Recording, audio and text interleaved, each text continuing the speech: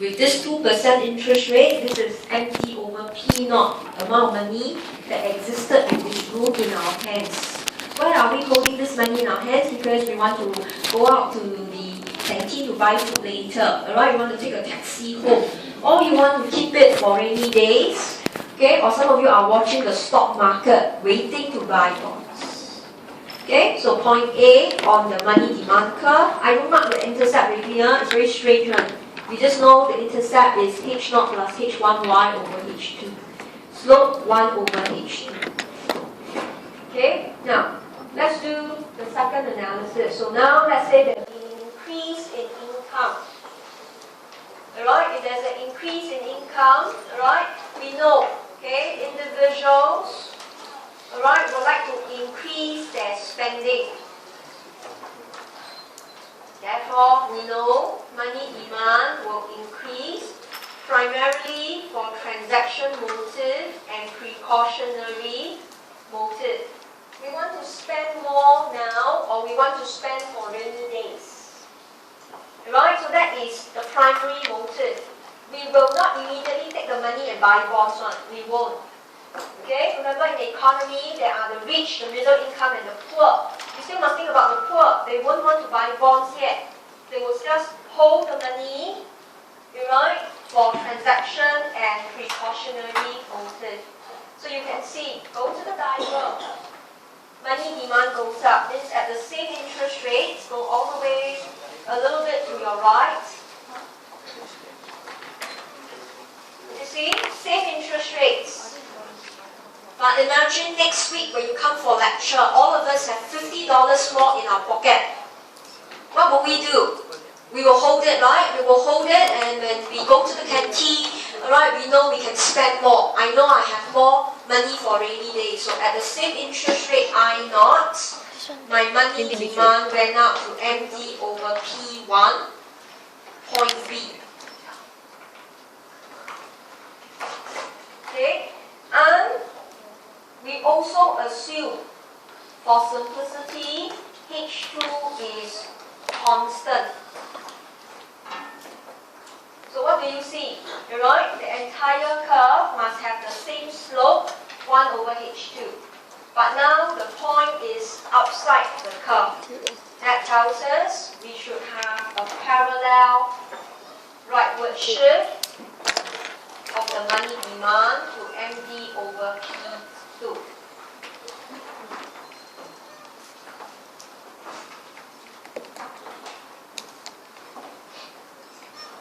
Okay, so with a rise in income, we have more purchasing power. We want to increase our spending. Money demand go up. Therefore, it is a rightward shift of the money demand curve. Okay, from A to B. So the entire curve shifts. You also know it's a parallel shift. Okay, so if you want to, you can put here the slope is the same. It's still 1 over H2. Now, again, you can check your intercept. Look at your intercept, H0 plus H1y over H2. Y went up. You see, if you were to extend this line to the vertical intercept, it's higher. But it's not crucial. Right? But you literally know the entire curve must be another line, totally away from point A. Because it was at the same interest rates. Right? Next week, when we came into this room, we have more income. So when I count the amount of money in our hands, there's more. So we mark out a point B and a new quantity, MD over P1. That must be reflected by the rightward shift of money demand curve. Okay, so I hope you could clearly see how we analyze movement and shift. Right? Movement was, there must be interest rates change. Your slope, your intercept don't change at all, given the initial money demand. So you must move along the given curve. But now this is a shift. Why is this a shift? Because interest rate don't change, income change. So you can observe the intercept, and with the same slope, the line has to go to the right. So nothing to be memorized. If you're so terrified, it means your grounding on reading curves are not there. To you, you just draw. You literally don't pay attention to axis. And that's a bad practice. Okay, so that was an increase in income. Then of course, now let's look at this. This is what's happening in Singapore. Do you realize nowadays government heavily promote the use of cashless payment? They prefer you to use gyro, alright, or pay through AXS or online banking. Okay, alright, they literally don't want you to hold money. They want your money to sit in the bank as long as possible. Next week when I teach you money supply, you will understand why. The economy grows from the money you have in the bank. See? So in this case, if government promote the use of cashless payment, in other words, alright, your minimum money holding will drop. Okay, it's so convenient that you could easily transfer money from one account to another. So you put your money in an account that earns interest rate, and then when you need it, then you take it out. You see, so your minimum money holding drops, means your H0 will drop. So in this case, your money demand, alright, will go down. So we are holding less money. So imagine next week when you come for lecture, all of you will tell me you only brought $10 to school today instead of your usual 50. Then I ask you why. You say, oh, now you go canteen, can use nets, can use cash card. You don't need to bring the $10 here. So you don't hold less money, right? So money demand drop. So in this case, you could see same interest rate, but we hold less. So we go to a point inside. Slope is still the same. 1 over H2, it was constant. So that tells us, in this case, it has to be a parallel leftward shift. Okay, so the money demand curve must shift inwards.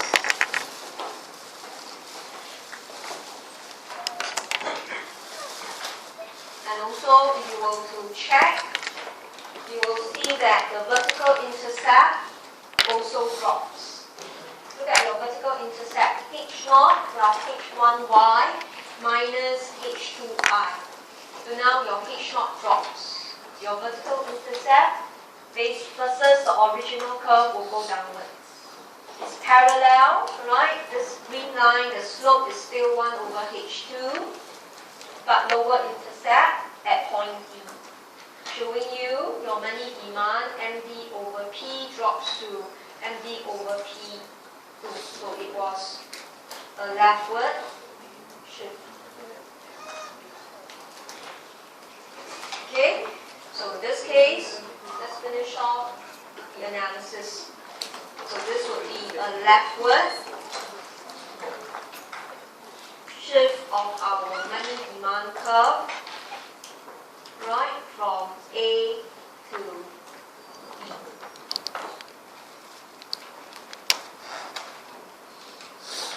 Right, so this is just a very simple analysis. Okay, bear with me. Some of you who are already familiar, but for those of you who are not, or for those of you who fairly straight through, now this is a crucial point for you to brush up your concept of movement and shift.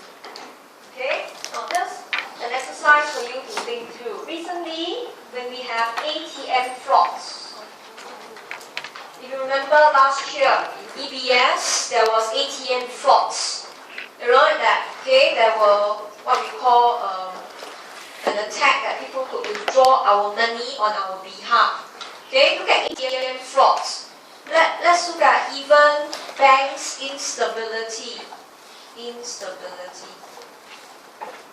Right, in Greece. Okay, go back and try out what happens to money demand. Okay, and what happens to the money demand curve. Sorry. And which bank component. industry. So when we have ATM frauds in Singapore or banking instability in Greece. Right? Okay? That you're worried to put money in the banks in Singapore. Right? You're not sure whether, alright, they will attack us again. Okay, now, the recent, to some of you, it's quite a laughing matter about the recent hijack, right? Okay, about our Singapore, what you call government internet. It's not a laughing matter because if they can hijack that, they can intervene in our banking system.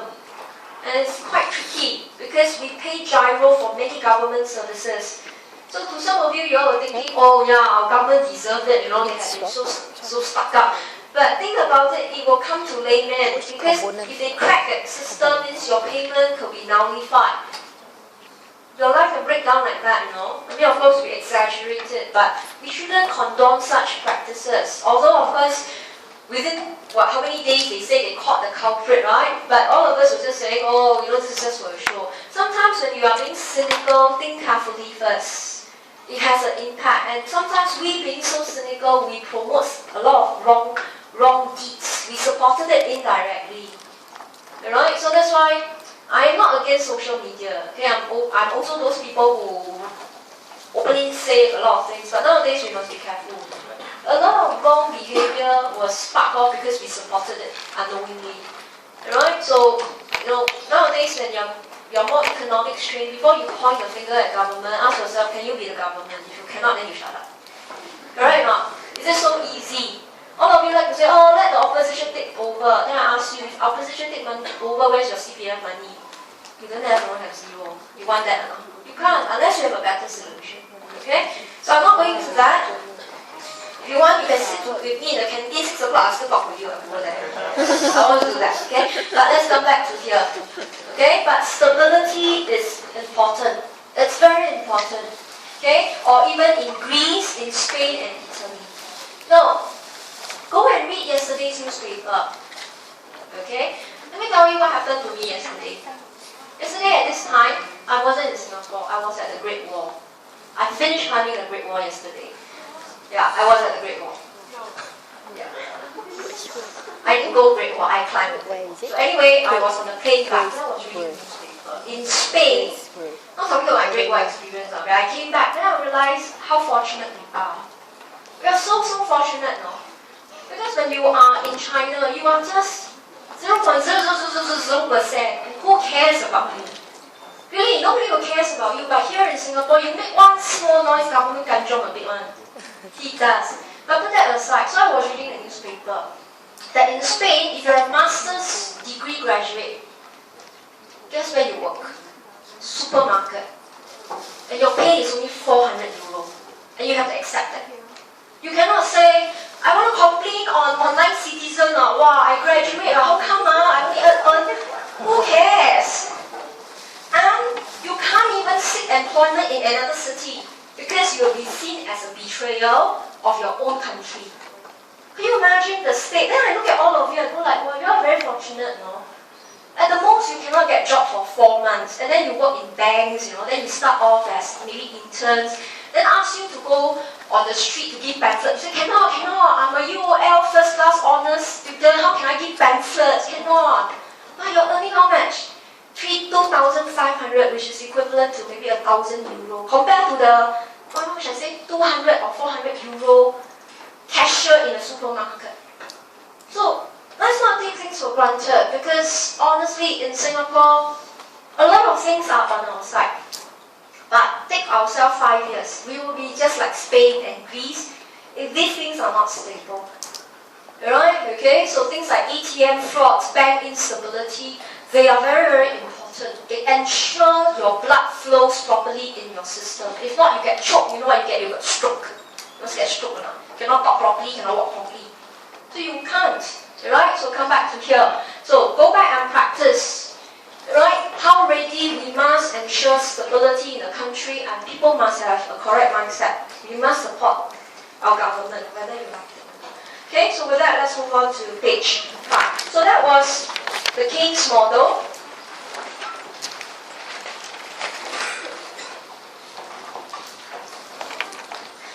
Right, now let's look at another model. Just like consumption theory, investment model, we must know different models to make comparison. In In economy, you cannot just use one model to measure things because it may break down, it may not be accurate. So the second model we want to use is called the Baumol-Tobin. Right? Then we split Baumol-Tobin into two. We call the Baumol's model, focusing on our medium of exchange, means your transaction motive.